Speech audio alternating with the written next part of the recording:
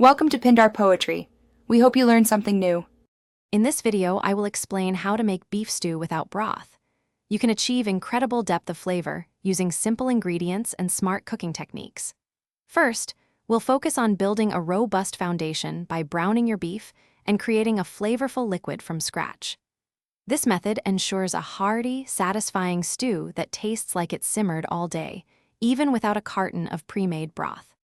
After browning your beef, remove it and sauté your aromatic vegetables like onions, carrots, and celery until softened.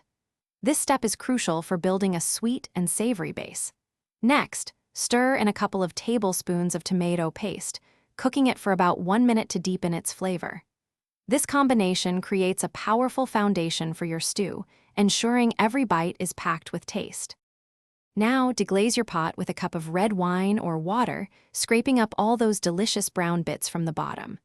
Return the beef to the pot, then add about 4 cups of water, along with bay leaves and thyme.